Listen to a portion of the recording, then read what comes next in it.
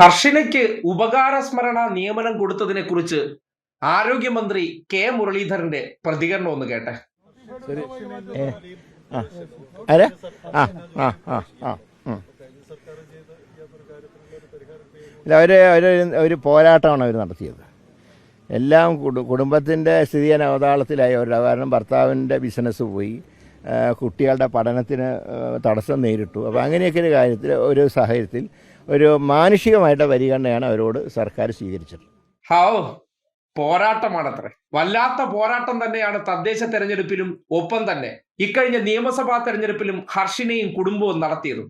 2 ലക്ഷം രൂപ സർക്കാർ ധനസഹായം കൊടുത്തത് പോരാഞ്ഞിട്ട് അവർക്ക് ചില ഡിമാൻഡുകൾ ഉണ്ടായിരുന്നു. അത് മെഡിക്കൽ നെഗ്ലിജൻസിൽ ഹർഷിനയ്ക്ക് മാത്രം കിട്ടിയ ഒരു ആനുകൂല്യമായിട്ട് വേണം കാണാൻ. ഈ നാട്ടിലെ ജനങ്ങളുടെ ഒരു സ്വാഭാവികമായ ചോദ്യമാണ്. ഒരു സർക്കാർ അധികാരത്തിലെത്തി ഒരാഴ്ച എത്തിയില്ല, അതിനു മുന്നോടിയായിട്ട് തിടുക്കപ്പെട്ട് നിയമനം കൊടുക്കുന്നതിന് പിന്നിൽ ചില താല്പര്യങ്ങളില്ലേ? അതായത് ചിലത് പിടിച്ച പിടിയാലെ വാങ്ങിയെടുക്കുന്ന രീതി. അതല്ലേ ഈ കണ്ടത്? ഈ നാട്ടിൽ എത്ര മനുഷ്യർ ഓപ്പറേഷനിടയിൽ ഡോക്ടറുടെ പിശക് കൊണ്ട് ജീവൻ നഷ്ടപ്പെട്ടിട്ടുണ്ട്? അവരുടെ കുടുംബത്തിന് ജോലി കൊടുക്കണ്ടേ? സങ്കീർണമായ അവയവമാറ്റ ശസ്ത്രക്രിയയ്ക്ക് ശേഷം ജീവൻ നഷ്ടപ്പെട്ടവരുണ്ട്. ഈ അടുത്ത കാലത്ത് ഡോക്ടറുടെ ചികിത്സാ പിഴവ് കൊണ്ട് ഒരു കൈ നഷ്ടപ്പെട്ടു പോയവരുണ്ട്. ഇവർക്കൊന്നുമില്ലാത്തൊരു പ്രിവിലേജ് എന്താണ് ഹർഷിനയ്ക്കുള്ളത്? ഹർഷിന ഈ തെരഞ്ഞെടുപ്പ് കാലഘട്ടത്തിൽ മുഴുവൻ ഒരു പ്രത്യേക മതവിഭാഗക്കാരി ആയതുകൊണ്ട് ആ മതവിഭാഗക്കാരെ ഉപയോഗപ്പെടുത്തി ആ മതത്തിലുള്ളവരുടെ വൈകാരികത ഉണർത്താനും, ഒപ്പം തന്നെ കോഴിക്കോട് നിന്ന് അവരുടെ ബിസിനസ് തകർന്നു, അവരിൽ പൈസ ഇല്ല, അവർ ആറന്മുളയിൽ വന്ന് സ്റ്റേ ചെയ്ത് കഴിഞ്ഞ ആരോഗ്യമന്ത്രിക്കെതിരെ പ്രചരണത്തിനിറങ്ങിയെങ്കിൽ ഇവരുടെ കയ്യിൽ പണമില്ലാഞ്ഞിട്ടാണോ? പണമില്ലാത്ത ഒരാൾക്ക് എങ്ങനെയാണ് മറ്റൊരിടത്ത് പോയി അവിടുത്തെ ഭക്ഷണവും താമസവും ഈ ചെലവെല്ലാം കൊടുത്ത് പ്രചരണത്തിനിറങ്ങാൻ കഴിയുന്നത്? ഈ നാട്ടിൽ ബാക്കിയുള്ള മനുഷ്യരും ചിന്താശേഷി ഉള്ളവരാണ്. മെഡിക്കൽ നെഗ്ലിജൻസിന്റെ ഭാഗം ഒരു സർജിക്കൽ ഉപകരണം അവരുടെ വയറിനകത്തായിപ്പോയി, തെറ്റാണ്.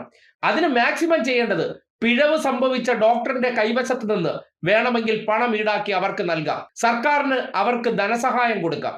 ഇതൊന്നും പോരാഞ്ഞിട്ട് സർക്കാർ ജോലി തന്നെ കൊടുത്തു എന്ന് പറഞ്ഞാൽ അതൊരു ഉപകാര സ്മരണ അല്ലാതെ ആരാണ്? ഹർഷിന മാത്രമല്ലെന്നേ ഈ നാട്ടിലെ ചികിത്സാ ഇരയായിട്ടുള്ള വ്യക്തി. അനവധി പേരുണ്ട്.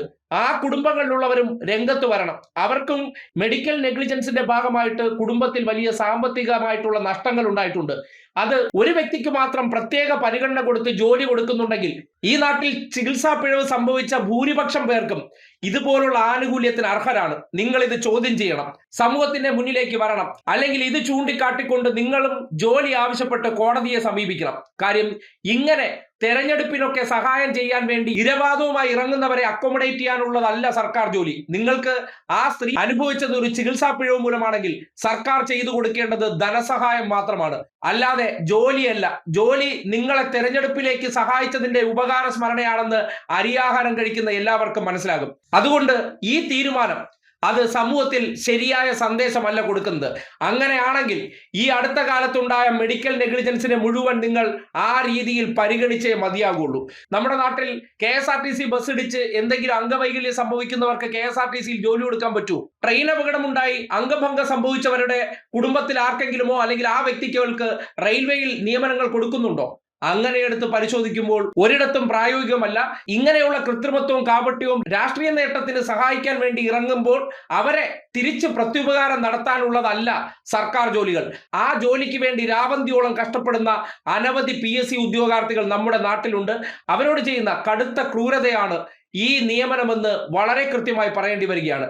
അതിന് കൊടുത്തിരിക്കുന്ന ഈ വെടുപ്പ് ന്യായീകരണം ഒരിക്കലും ഈ സമൂഹത്തെ സംബന്ധിക്കുന്നിടത്തോളം സ്വീകാര്യമല്ല എന്ന് മന്ത്രി അറിയിക്കുകയാണ്.